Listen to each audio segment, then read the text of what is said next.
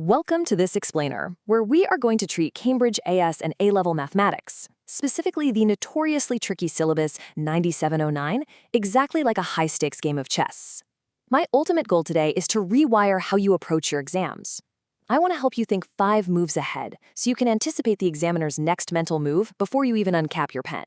Okay, let's dive straight into the challenge at hand. Picture the exam room, the clock is ticking down.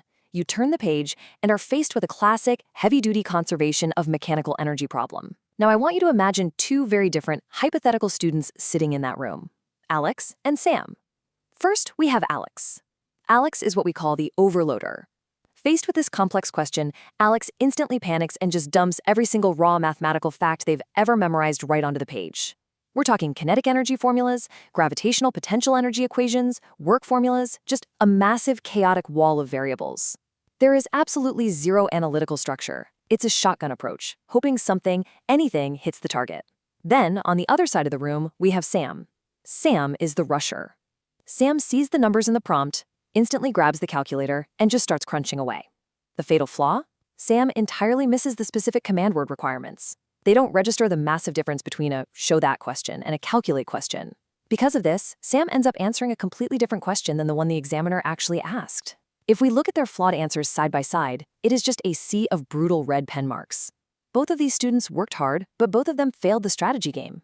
We are going to fix this today, applying principles that won't just save you in 9709, but are equally crucial whether you are tackling syllabus codes 0580, 0660, 4024, 4037, or 4040. The strategy is universal. Here is the exact strategic playbook we are using today to master energy, work, and power. We'll hit the 15% strategy, dive into core principles, build your procedural framework, expose the top 3 examiner traps, and finish with critical analysis strategies. Let's move right into Section 1, the 15% strategy, which is the opening hook of our entire game plan. Understanding the sheer weight of this topic is your absolute first competitive advantage. You need to know right now that this single topic, energy, work, and power, and specifically the conservation of mechanical energy, accounts for approximately 15% of the total marks in this paper. Think about what that actually means in the real world. That is a massive chunk of your overall grade. 15% is very often the exact difference between 2 entire grade boundaries. It is the gap between a B and an A, or an A and that highly coveted A star. If you can master this one specific area, you are effectively buying yourself an insurance policy for the rest of the exam paper. This isn't just another random chapter you can skim through in the textbook. It is a foundational pillar of the entire Cambridge 9709 syllabus. You conquer this, you conquer the board.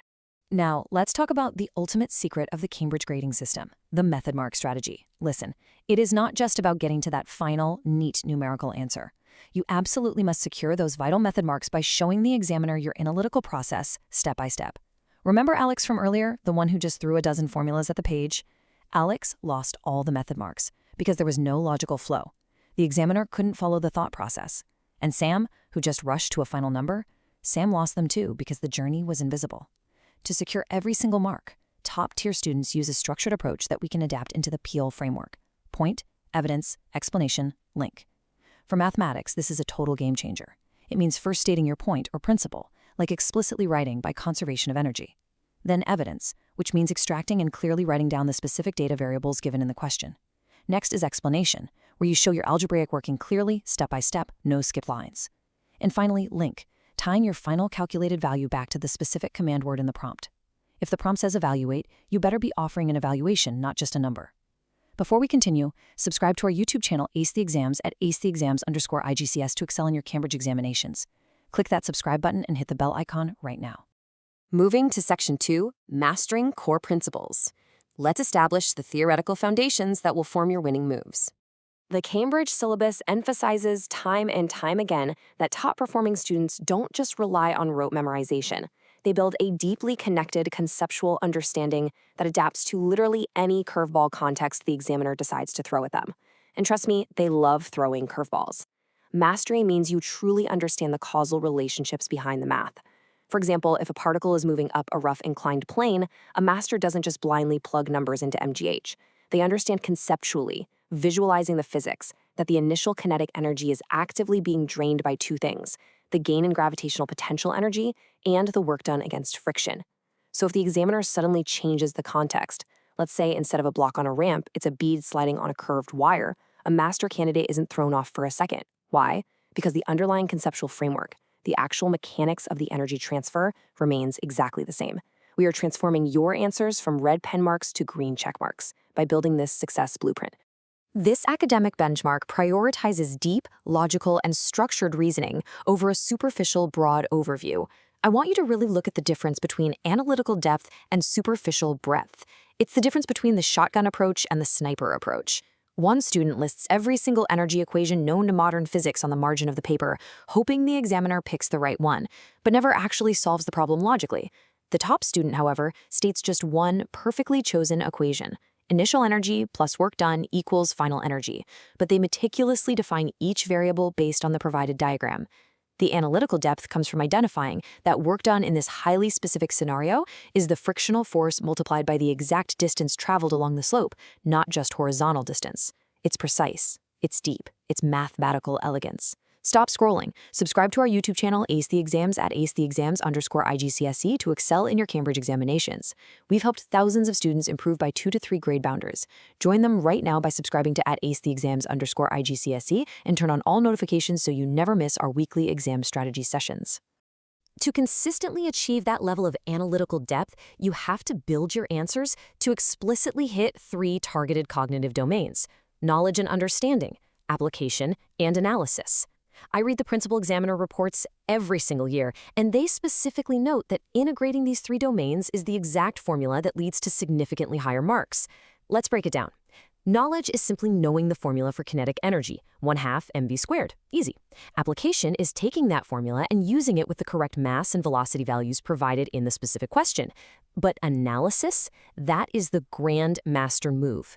Analysis is realizing that because the surface in the diagram is explicitly labeled rough, mechanical energy is absolutely not conserved, and you must therefore factor in the work done against a resistive force to balance the equation. That high-level, cross-topic connection is exactly what separates the top-tier candidates from the rest of the pack. Now for Section 3. Let's outline your procedural framework, your exact tactical playbook for processing these complex problems. This 5-step standardized sequence is your ultimate defense mechanism against unforced errors. Let's run a quick interactive workshop right now. Challenge 1. Data scan. Imagine a complex kinematics data chart in front of you. You have a 60-second mental timer. Step 1. Identify key elements. Scan the data, draw a quick force diagram, and vitally establish your zero potential energy baseline. Step 2. Apply relevant principles. Ask yourself, are there non-conservative forces present, like friction or air resistance? If no, use pure conservation of mechanical energy. If yes, you must use the broader work energy principle. Step 3. Execute analysis with clear working.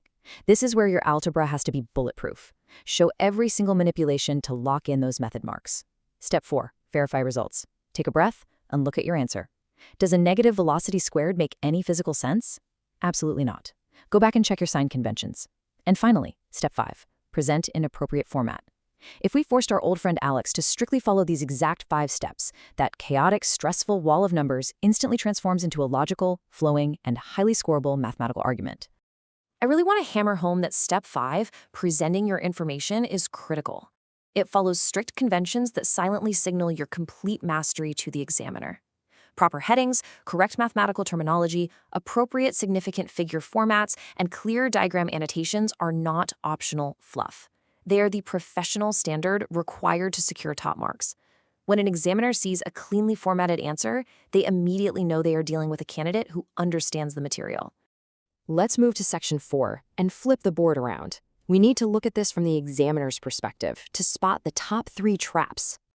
The principal examiner reports explicitly and repeatedly highlight these 3 specific areas where students consistently drop the ball.